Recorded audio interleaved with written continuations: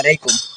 আজকে তুলে ধরার চেষ্টা করছি শেরেবাংলা মেডিকেল কলেজ হাসপাতালের চিকিৎসা ব্যবস্থা সম্পর্কে কিছু তথ্য, যা আমি নিজে ফেস করছি। আমার একটা নবজাতক শিশু ছিল, সেই শিশুটাকে নিয়ে 3 দিন সেই হসপিটালে ছিলাম এবং সেখানের কিছু তথ্য তুলে ধরার চেষ্টা করছি যে তাদের চিকিৎসা ব্যবস্থা কেমন, সেখানে ডাক্তারদের ব্যবহার, আচার-আচরণ এবং নার্স যারা আছে তাদের ব্যবহারগুলো আমি এই 3 দিনে যেগুলো দেখেছি সেগুলো তুলে ধরার চেষ্টা করছি।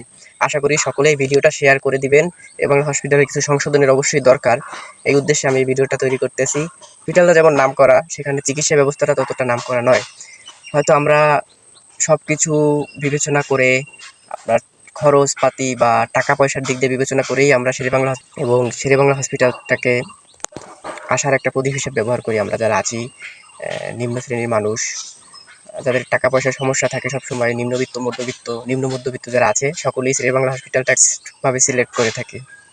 কিন্তু আমার সন্তানটা তেমন কোনো সমস্যা ছিল না, যদিও আমার সন্তানটা দুনিয়ার আলো দেখার পরে কান্না করে নাই, কিন্তু শেরেবাংলা হসপিটালে নেওয়ার পরে কান্না করছে এবং ভালো ছিল, সুস্থ ছিল।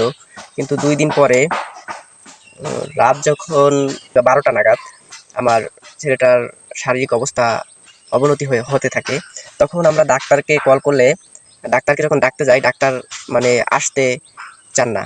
তারা জানায় যে এত ঘন ঘন কেন যাব, তারা তো ডাক্তার, তাদের তো সেবাটাই হলো মেইন উদ্দেশ্য, আর তারা তো এই চাকরিটাই করে সাধারণ মানুষের সেবা করার জন্য, অসুস্থ রোগীদের জন্য, রোগীদের সেবার উদ্দেশ্যে। কিন্তু তাদের কাছ থেকে এরকম কিছু লক্ষ্য করা যায় না। তারা সহকারী যে নার্স থাকে বা তাদের সহকারী যারা থাকে তাদেরকে পাঠায়, আর তাদের অবস্থা এমন যে তারা ভালো মতো একটা প্রেসক্রিপশন করতে পারে না, মানে লেখার ভিতরে কাটাকাটি থাকে, এমন একটা অবস্থা যেটা আমি নিজে ফেস করছি। তাদের পাও ধরার মতো অবস্থা, পা ধরে তাদেরকে আনা লাগে আপনার এক একটা ওয়ার্ডে। তারা অফিসে গিয়া সুন্দর গল্প করে, ফোন টিপে, এমন একটা অবস্থা ওই হসপিটালের। ডাক্তারদের মানে সেরকম কোনো রেসপন্সিবিলিটি নাই রোগীদের প্রতি, তাদের কোনো রেসপন্সিবিলিটি লক্ষ্য করা যায় না। ওই দিন রাতেই, যেদিন রাতে আমার সন্তানটা অসুস্থ, ছেলেটা অসুস্থ, সেই দিন রাতে 4টা বাচ্চার লাশ বের করছে ওইখান দিয়া। মানে চিকিৎসা ব্যবস্থাটা এমন যে ওখানের এতটা অবহেলার কারণে যে ভালো ভালো সব শিশুগুলা ওইখানে চিকিৎসার অভাবে মারা গেছে। আমার ছেলেটা তেমন কোনো সমস্যা ছিল না যদিও। তখন রাতে যদি আপনার কি বলে একটা অক্সিজেনের মেশিন নাকি, ওইটা আমি ঠিক নামটা বলতে পারবো না, ওটা নষ্ট। তারপরে কি করলো, আমার ছেলেটাকে হেডমাস্ক লাগাই দিল। হেডমাস্ক একটা রিস্কি ব্যাপার, ওটা লাগাইলে অনেক ক্ষতিও হয়, আর ওটা মাথাটা রিসের জন্য হেডমাস্কটা লাগাইছে, যেটা একদম শেষ চিকিৎসা বলা হয়। কিন্তু আমার ছেলের হেডমাস্ক লাগানোর প্রয়োজন। 4টা টেস্ট আমি করাইছি। আমার ছেলের হাত থেকে ব্লাড সংগ্রহ করেছিল, অনেকই ব্লাড সংগ্রহ করছে, ব্লাড সংগ্রহ করার পর ব্লাড সংগ্রহ করছে, করার পরে তারপরে সেই টেস্টগুলো দিল, টেস্টের রিপোর্টগুলো আলহামদুলিল্লাহ ভালো আসছে। তারপরে সেটা মানে সরকারিভাবেই আমরা ওই টেস্টগুলো করাইছি। সেই টেস্ট করতে গেছি, সেখানেও আপনার বিভিন্ন অজুহাত দেখায়, এখন হবে না, কিছুক্ষণ পর আসেন, এখন সময় নেই, হ্যান ত্যান, মানে এরকম। আপনার সেই রিপোর্ট যখন আনতে গেছি, তারপরে সেখানেও আপনার রিপোর্টের ওইখানেও আপনার বিভিন্ন গরমিল বাজায়, বলে রিপোর্ট দেবে 1:30টায়, তারপর আবার গেছি, তারপর বলে যে 2টায়, তারপর বলে 2:30টায়, মানে এরকম আমাদের ঘুরাইছে। তারপরে ব্লাডটা যে সংগ্রহ করবে, একটা সহকারী থাকে, যে আমার বাবুটাকে তো আর ওখান দিয়ে আনা যায় না, অক্সিজেন লাগানো, অক্সিজেন পাইপ লাগানো মুখে, সেখানে যখন ব্লাডটা আনতে যাবে, সেখানেও সেই যে ব্লাডটা কালেক্ট করবে, সংগ্রহ করবে, তাকে 100 টাকা দেওয়া লাগছে ওই ব্লাডটা আইনা যে নিবে ওই কারণে। আবার না হলে বলে যে ওই টাকা না দিলে তাহলে বাচ্চাটাকে নিয়ে আসেন, তারপরে আইনা ব্লাড দিয়ে যান, মানে এমন একটা অবস্থা। তারা তো সকলেই বেতনে, সরকারি বেতনে চাকরি করে, তারা এরকম, তাদের ব্যাপারে এরকম কেন হবে? তারপর ওই দিন রাতের ঘটনাটা এমন যে দেখানোর পরে তারপরে কিছুক্ষণ দেখলো, মোটামুটি উন্নতির দিকে ছিল। তারপরে সেই অক্সিজেনের মিটারটা দিয়ে অক্সিজেনটা মাপতে পারে না, বলে নার্সরা বলে যে অক্সিজেন মিটারটা নষ্ট, এটা দ্বারা আমরা ওটা মাপা মানে ঠিক ক্যালকুলেশন আসে না, এরকম বললো। তারপরে হেডমাস্ক লাগাই দেওয়ার পরে মোটামুটি ভালোই ছিল। তারপরে বেলা ভোর 5টার সময় ফজরের আজানের পরে ডাক্তারের কাছে গেছি। তারপর ডাক্তার বলে যে দেখেন এরকম এরকম অবস্থা, যে আপনার তো 2 দিন আগেই ছেলেটাকে ঢাকা নিয়ে যাওয়া উচিত ছিল। কিন্তু এর আগে যে ডাক্তার ছিল তারা বলছে যে না, ও সুস্থ হয়ে যাবে, ওর শারীরিক অবস্থা ভালো, এরকম বলছে। বলার পর ওই ডাক্তার আবার আমাদের তখন বলে যে 2 দিন আগেই তো আপনার ওরে ঢাকা নিয়ে যাওয়া লাগতো, এখানে তো সেরকম উন্নত চিকিৎসার ব্যবস্থা নাই, এখানে এই মেশিন নষ্ট, হ্যান ত্যান বিভিন্ন অজুহাত দেখাইছে। একটা কত বড় একটা আপনার হসপিটাল, সেই হসপিটালে যদি এরকম অজুহাত দেখায় যে আপনার এইটা নষ্ট, ওইটা নষ্ট, তারপর আপনার টেস্ট করতে গেলে সেইখানে গিয়া বলে যে এরকম এখন হবে না, পরে হবে, এখন সময় নাই, ডাক্তারকে ফোন দিয়ে নি, এখন টেস্ট করবো কিনা, বিভিন্ন অজুহাত।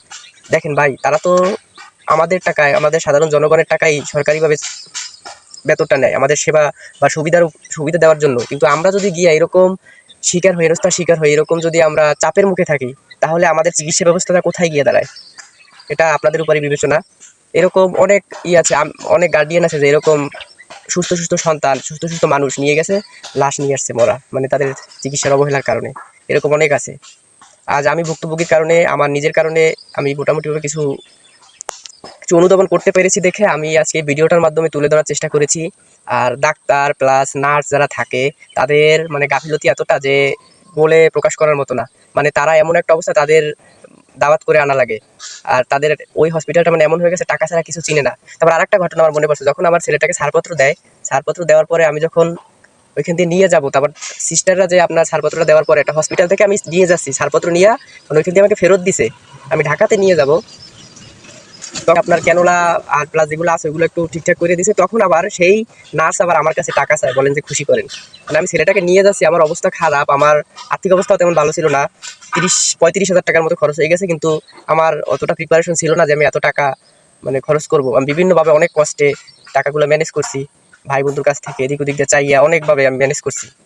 তারপরে তখন আবার বলে যে আমাকে খুশি করেন, যে এটা করছি, এখন আমাকে এই টাকা দেন। এই একটা অবস্থা, মানে সিস্টাররা বলতে আছে যে আমাকে টাকা দেন, এই যে বাবুরে টাকা দিবে কে, এরকম ফেরত দেওয়া রুগী, এরকম একটা অবস্থা। তারপরে অ্যাট লাস্ট গেলাম অ্যাম্বুলেন্সের ওইখানে, অ্যাম্বুলেন্স ভাড়া করতে 10,000 টাকার নিচে নিবে না, 10,000 টাকা ফিক্সড। বলে যেটা আমাদের একটা সমিতির সাংগঠনিক প্রতিষ্ঠান, এখানে তো সরকারিভাবে না, 10,000 টাকা।